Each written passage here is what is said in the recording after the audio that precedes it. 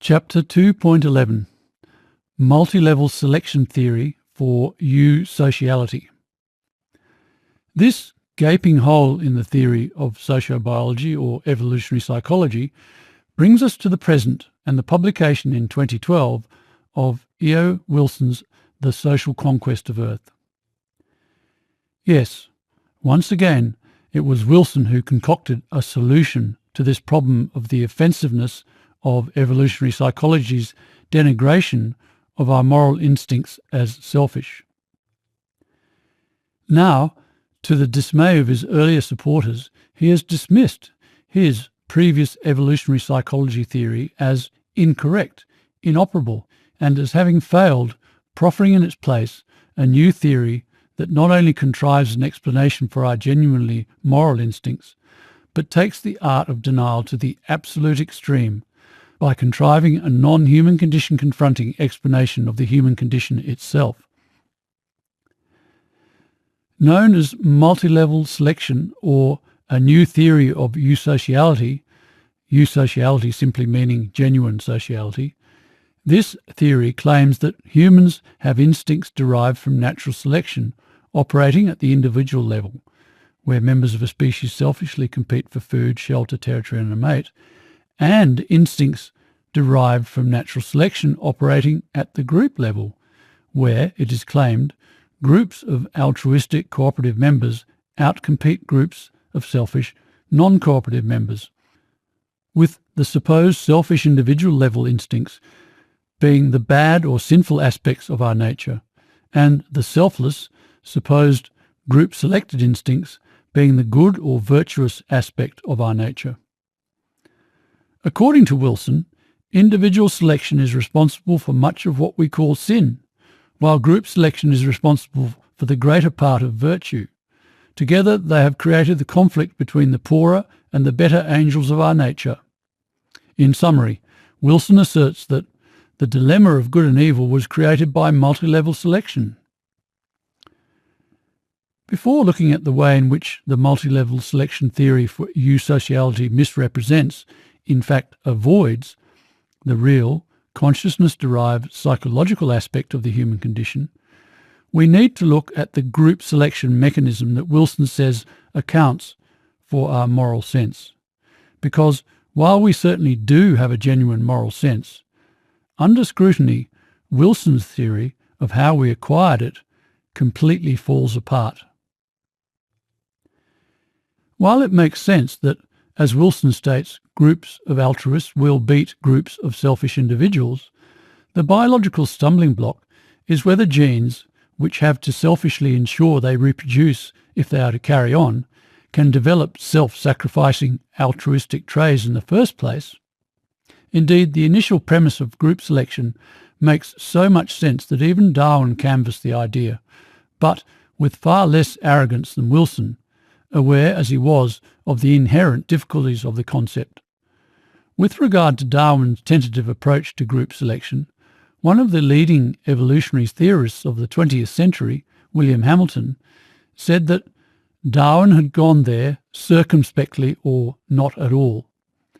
I described Darwin's flirtation with group selection in Freedom Expanded at www.humancondition.com/freedom-expanded-multilevel-selection. To reiterate, while it is true that a group of altruists whose members are prepared to make sacrifices for each other will defeat a group whose members are concerned only for themselves, the question is whether a group of altruists can ever actually form in the first place. The genetic reality is that whenever an unconditionally selfless altruistic trait appears, those that are selfish will naturally take advantage of it. Sure, you can help me reproduce my genes, but I'm not about to help you reproduce yours. Any selflessness that might arise through group selection will be constantly exploited by individual selfishness from within the group. As the biologist Jerry Coyne pointed out, group selection for altruism would be unlikely to override the tendency of each group to quickly lose its altruism through natural selection favouring cheaters, selfish individuals. The only biological models that have been presented that appear to overcome this problem of genetic selfishness, always prevailing, are so complex and convoluted they seem highly implausible, in that they involve the disbanding of a population into new, separate colonies formed by solitary, fertilized females, some of whom only have selfish genes and some of whom have altruistic genes, with those altruistic colonies outcompeting those with just selfish genes to build larger, more altruistic populations. Then, before the colonies with altruistic genes quickly lose their altruism through natural selection favouring cheaters, the colonies peacefully merge back into one population, after which fertilised females separate out again to breed new, isolated groups, and so on. Essentially, the model requires a process of constant merging and disbanding in order to outrun the genetic imperative in nature to exploit altruism or selflessness. The situations where this between-group selection of unconditionally selfless traits is said to have taken place are in the occurrence of female-biased sex ratios in some small invertebrate species and in the evolution of reduced virulence in some disease organisms. However, for large mammals especially, who don't have complex life cycles, the mechanism is so implausible it has to be considered impossible. In his 2012 article, The False Allure of Group Selection, cognitive psychologist Steven Pinker gave this description of the implausibility of group selection. Except in the theoretically possible but empirically unlikely circumstances in which groups bud off new groups faster than their members have babies, any genetic tendency to risk life and limb that results in a net decrease in individual inclusive fitness will be relentlessly selected against. A new mutation with this effect would not come to predominate in the population, and even if it did, it would be driven out by any immigrant or mutant that favoured itself at the expense of the group. Nevertheless, in defiance of the biological reality that even where there is selection between groups, unconditionally selfless traits will be exploited and eliminated, Wilson proposes that extreme warring between groups of early humans where cooperation would have been an advantage was a strong enough force to overcome this problem of selfish exploitation and thus allow for the selection of altruism and the emergence of our genuinely moral instincts. So according to Wilson, our ability to war successfully somehow produced our ability to love unconditionally. Wilson's theory not only defies biological reality, it also flies in the face of both our cultural memories and anthropological evidence. As has been emphasised, standing in stark contrast to Wilson's proclamation of universal and eternal warfare are the cultural memories enshrined in our myths, religions, and in the words of some of our greatest thinkers that attest to humans having a peaceful heritage. Recall, for instance, Plato's description of how our distant ancestors lived a blessed life, where neither was there any violence or devouring of one another, or war or quarrel among them. And in the evidence gleaned from studies in anthropology and primatology, such as the aforementioned recent fossil discoveries that are now confirming a cooperative past, and studies of bonobos, who are our species' closest living relatives and extraordinarily peaceful. But in attempting to prove we have a warlike past, Wilson ignores the evidence provided by the fossil record that reveals at least 7 million years of cooperative existence, and instead argues that to test the prevalence of violent group conflict in deep human history, one can look at archaic cultures such as the Aboriginals of Little Andaman Island off the east coast of India, the Mbuti of Pygmies of Central Africa, and the Kung Bushmen of Southern Africa, all today, or at least within historical memory, have exhibited aggressive territorial behaviour.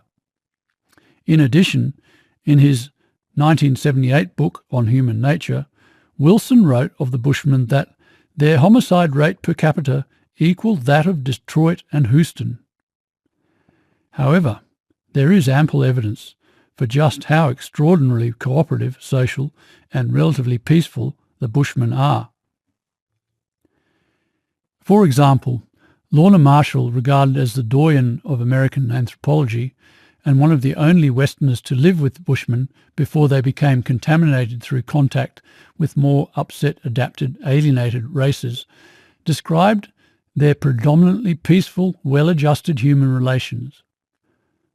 Marshall's daughter, Elizabeth Marshall Thomas, who accompanied her on her expeditions in the 1950s, wrote the classic 1959 book about the Bushmen, The Harmless People. In a 1989 edition to that book, Marshall Thomas wrote, "To my knowledge, Wilson has never visited the Jiwasi Bushmen. His book on human nature never mentions how important it was to them to keep their social balance, how carefully they treated this balance, and how successful they were. That he discusses them at all is perhaps due to the fact that in the 1970s they were selected by academics as a sort of living laboratory in which studies could be made on attributes of human nature, the most intriguing of which at the time seemed to be aggression."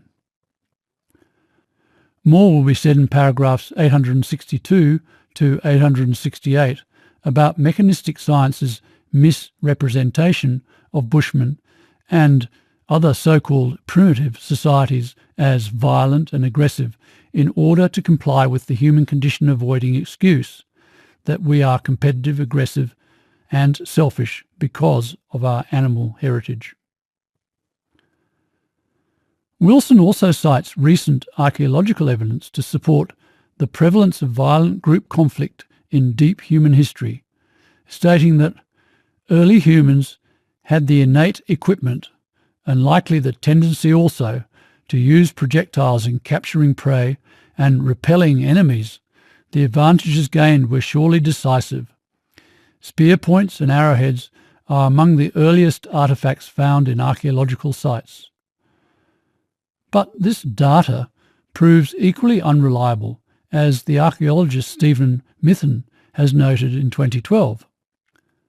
No, the earliest artefacts are from around 2.5 million years ago, but spear points are not made until a mere 250,000 years ago, and arrowheads might have first been manufactured no longer ago than 20,000 years.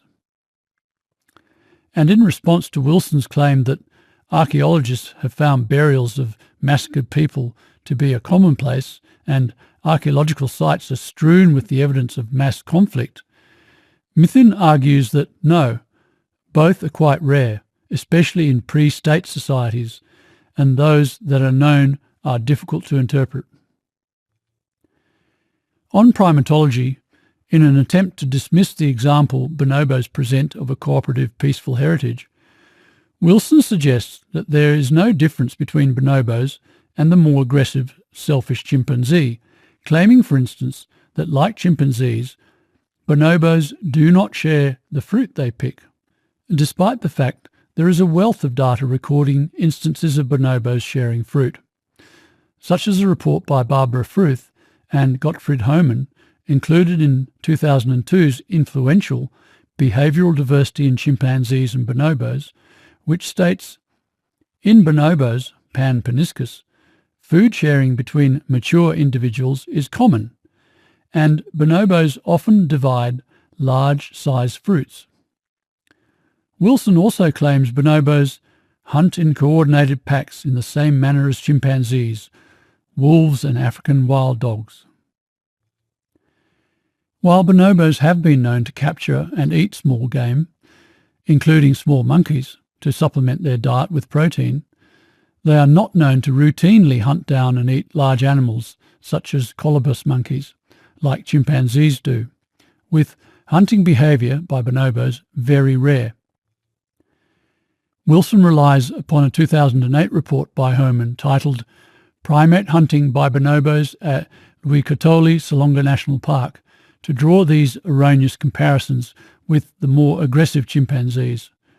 But Hohmann's report actually reveals extraordinary differences between bonobos and chimpanzees, recording that at the Lulungu site, bonobos catch guenons and colobus monkeys, but do not eat them. And at Wamba, bonobos and red colobus monkeys have been seen to engage in mutual grooming. A brief look at the papers Hohmann in turn cites reveals that at Lulungu, the bonobos interacted with the captured primates as if they were dealing with individuals of their own species. They sought cooperation in their interaction with the captured young primates without success. There is no evidence that they ate the captives. This interactional behaviour satisfies the ethological definition of play, and that at Wamba, despite red colobus being major hunting targets of common chimpanzees, there is little evidence of hunting by the pygmy chimpanzees, bonobos, of Wamba, despite the fact that they have been intensively studied for over 10 years. So it turns out that Hohmann's 2008 paper, which Wilson relies so heavily upon to depict bonobos as chimpanzee-like ruthless killers, contains reports of bonobo behaviour that would be unthinkable from a chimpanzee, let alone from wolves or wild dogs, but which Wilson has just ignored. That's one more problem out of the way, he seems to be saying. It would appear that just as the rest of the insecure, human condition-afflicted human race has had to practice the art of denial of the human condition, Wilson too has had to fudge the evidence to try to find support for his lies. In summary, our moral instincts are not derived from warring with other groups of humans, as Wilson and his theory of group selection would have us believe. No. As will be explained in Chapter 5, humans have an unconditionally selfless, fully altruistic, all-loving, universally benevolent, not competitive with other groups, moral conscience. Our instinctive orientation is to love all people, not love some and be at war with others. The savage instincts in us excuse for our selfish behaviour is entirely inconsistent with the fact that we have completely moral, not partially moral and partially savage instincts. Overall then, while the multilevel selection theory for eusociality adds unconditionally selfless instincts to selfish instincts in the mix of what allegedly forms our species' instinctive makeup, thus countering evolutionary psychology's offensive denial of the fact that we have unconditionally selfless instincts, the same old reverse of the truth escape rather than confront the human condition agenda that we have villainous selfish instincts and a blameless conscious mind that has to step in to control them continues. It should be mentioned that there has been an attempt to counter the selfishness emphasizing and justifying biological theories that have been described in this chapter with cooperation, not competition, selflessness, not selfishness emphasizing biological theories.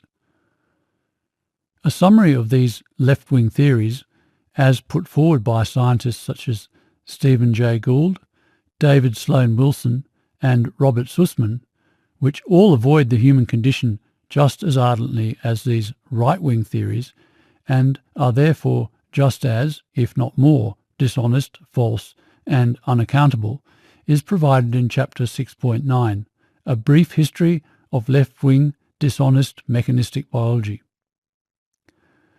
I should also mention here that the real reason for and consequence of genes having to selfishly ensure their own reproduction, which is the genetic reality that all the right-wing and left-wing biological theories have had to accommodate, will be explained when the integration of matter is described later in chapters 4.4 and 4.5. To look now at how Wilson's multi-level selection theory for eusociality avoids the real, consciousness-derived and induced psychological aspect of our human condition. If our instincts are wholly peaceful and cooperative, which they are, and we are not selfish because of selfish instincts, which we are not, what is the source of our selfishness? Or what Wilson calls our propensity for evil? The honest human condition confronting answer is that it is the result of a psychosis. As shown previously, our human behaviour involves our unique, fully conscious thinking mind. As I have emphasised, descriptions of our less than ideal condition, such as egocentric, arrogant, deluded, artificial, hateful, cynical, mean, immoral, alienated, etc., all imply a consciousness-derived psychological dimension to our behaviour. We suffer from a consciousness-induced psychological human condition, not an instinct-controlled animal condition. And so it is to this psychological dimension to our behaviour that we should look for the cause of our selfishness. And yet, in Wilson's psychological problem-avoiding model, our consciousness is merely a mediator between supposed selfish and selfless instincts. As he writes, multilevel selection, group and individual selection combined, also explains the conflicted nature of motivations. Every normal person feels the pull of conscience, of heroism against cowardice, of truth against deception, of commitment against withdrawal. It is our fate to be tormented.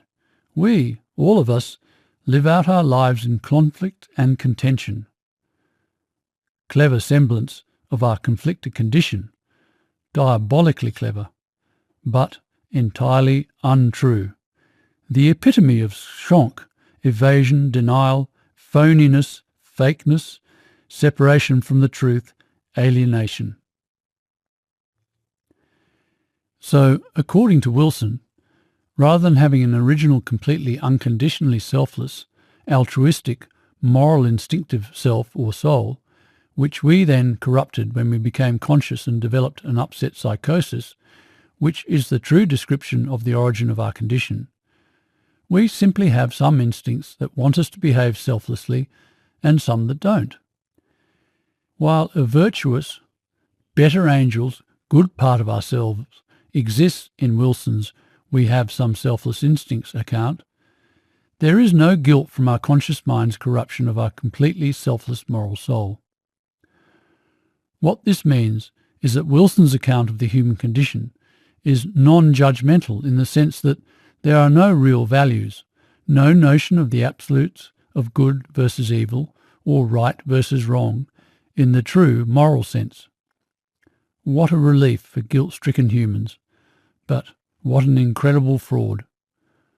What Wilson has done with his non-psychological, no guilt-stricken conscious mind-involved account is not explain the human condition, but nullify it, render the issue benign, virtually inconsequential, and in doing so he is effectively bearing humanity a long way underground in the deepest, darkest depths of Plato's cave of denial.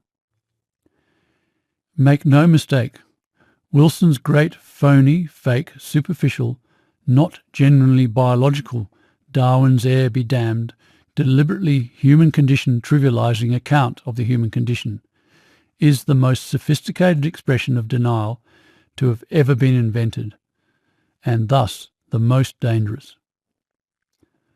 Certainly, providing humans with a get-out-of-jail-free card, a way to supposedly explain the human condition without having to confront the issue of the extreme psychosis, psych or soul repression, and neurosis, neuron or mental denial, of our real human condition, is immensely appealing to the now overly psychologically upset human race. But it is precisely that seductiveness that is so dangerous. Already school children are talking about the human condition in an offhand way, with the teacher reporting in 2013 that one of her students had remarked that, "I love the term the human condition. I can use it in just about any essay for any subject." This ultimate lie had the potential to seduce the exhausted human race to such a degree that it obliterated any chance of the real human condition ever being truthfully confronted, and thus understood. While denial was necessary while we couldn't explain ourselves, taking the art of denial to the extreme that Wilson has done with his dismissal of the fundamental issue before us as a species, of our human condition, as nothing more than two different instincts within us that are sometimes at odds, is a truly sinister, in fact unconscionable lie. It is the ultimate tragic expression of the human condition avoiding, superficializing, dumbing down, dogma not knowledge preferring, madness becomes universal, end-place situation the human race is now in. The time Plato prophesied where there would be more and more forgetting, dishonest denial to the point where there was a danger of universal ruin to the world. Yes, it is nothing less than the final great push to have the world of lies with all its darkness take over the world and condemn humanity to extinction. If the real psychosis addressing and solving explanation of the human condition that is presented here in this book hadn't emerged, then this ultimate lie would have given humanity's headlong march to ever greater levels of lying denial and its terrible alienating effects, its terminal impetus. I should add that despite Wilson's hateful dismissal of religion as mere group propaganda, as nothing more than an expression of tribalism that is dragging us down, and that, for the sake of human progress, the best thing we could possibly do would be to diminish to the point of eliminating religious faith, the fact is religions resonate with us and have done for millennia because they contain profound truth. Contrast Wilson's dangerously superficial account of our condition, where our consciousness is the blameless mediator or manager of villainous, selfish instincts within us, with Moses' Garden of Eden account of the origin or genesis of the human condition, or Plato's two-horse chariot and reversed cosmos accounts, see chapter 2.6, all of which say that our instinctive heritage is wholly selfless and that it was the emergence of consciousness that led to our selfishness. These are the accounts that acknowledge the problematic role of our conscious mind, which is where the real terror of the human condition lies, our deep insecurity about whether we, our conscious thinking self, is actually evil.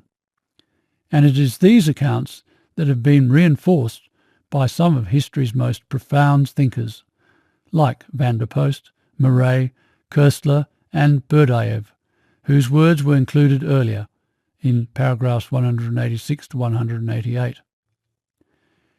It is worth including here a review in a 2013 issue of The Spectator by the journalist Christopher Booker of Wilson's The Social Conquest of Earth. While I don't agree at all with Booker's assertion that Darwin's theory of natural selection is a flawed and deficient theory that can't explain how all of life developed, the explanation of how it can and does is presented in subsequent chapters of this book. In every other respect, what he has to say about Wilson's book is extraordinarily honest. In particular, that what Wilson completely misses out is any recognition of what is by far the most glaring difference between humans and ants. We have broken free from the dictates of instinct. That peculiarity of human consciousness has allowed us to step outside the instinctive frame. But it is this which also gives us our disintegrative propensity, individually and collectively, to behave egocentrically, presenting us with all those problems which distinguish us from all the other species which still live in unthinking obedience to the dictates of nature. All these follow from that split from our selfless, higher nature, with which over the millennia our customs, laws, religion and artistic creativity have tried their best to reintegrate us. Yes, in summary, Wilson continues to look everywhere for the cause of our condition, except to our consciousness, And instead of explaining our psychosis, all those problems which distinguish us from all other species, as Booker referred to it, he simply states that it does not exist. Like most resigned, human condition avoiding humans and other mechanistic scientists, he is effectively saying, what psychosis? What inner insecurity? What sense of guilt? What original golden age of innocence? What split from our selfless higher nature? What fallen condition? What haunted existence dogged by the shadow of our human condition? What deeply troubled state? What depression from the mountains of the mind, cliffs of full, frightful sheer? What agonizing issue of the human condition that we as teenagers had to learn to let it be? What cave-like state of alienated denial that I'm now living in? What phony fake alienated to the roots existence? What great elephant in the living room of our lives that we can't acknowledge? What sickness of the soul? For that matter, what soul? What dreamed of psychologically rehabilitated, transformed human race? What wonderful time when we all live as one that John Lennon imagined. To Wilson, the human condition is nothing more than a conflict between selfless and selfish instincts within us. He is basically saying, to hell with your psychological garbage, I'm not going there. So while he might have won almost every accolade in science, in the end, Wilson has revealed himself to be just another victim of the human condition, coping with it by finding a way to deny it. There is one last but very important aspect of Wilson's account that needs to be addressed, which is that his notion of our condition being a result of selfish and selfless instincts within us would mean that unless we change our genes, we are, as he asserts, intrinsically imperfectible. But such a fate is completely inconsistent with one of the central beliefs about the real psychological nature of our condition, which is that finding understanding of it will bring about the psychologically ameliorated transformation of the human race. If, as Wilson maintains, we don't suffer from a psychosis, then we can't be healed. But we do suffer from a psychosis which can be healed. Carl Jung was forever asserting that wholeness for humans depends on the ability to own their own shadow, because he knew that finding the psychologically ameliorating understanding of the dark side of ourselves would make us whole. In religious terms, the Lord's Prayer contains the hope of the time when the godly, ideal, peaceful kingdom come, your will be done on earth as it is in heaven. In contemporary mythology, the same sentiment is conveyed in the words of our modern-day truthful thinking prophets. In John Lennon's imaginings, in Bob Dylan's anticipation of when the ship, understanding the human condition, comes in and the morning will be a breaking, and the dishonest words that are used to get the ship confused will no longer be understood as their spoken truth, in his 1963 song When the Ship Comes in Jim Morrison's of the Doors' 1968 song Waiting for the Sun, singing of standing there on freedom's shore, waiting for the sun, waiting to tell me what went wrong, waiting for the liberating light of understanding of our upset lives to arrive, because, as he sings in his 1966 song, Break On Through, when day destroys night, we can break on through to the other side, to our freedom from the agony of the human condition. And finally, in Bono's of the band U2 lyrics about the coming of a world high on a uncorrupted desert plain, where there will be no more egocentricity, and the streets will have no name, and there will be no toil or sorrow, then there will be no time of pain, in his 1987 song Where the Streets Have No Name. This last prophetic vision is exactly the same as that expressed in the Bible, where it states that another denial-free, honest, all-clarifying book will be opened, which is the book of life, which will introduce a new heaven and a new earth, and wipe every tear from our eyes. There will be no more death or mourning or crying or pain, for the old order of things has passed away.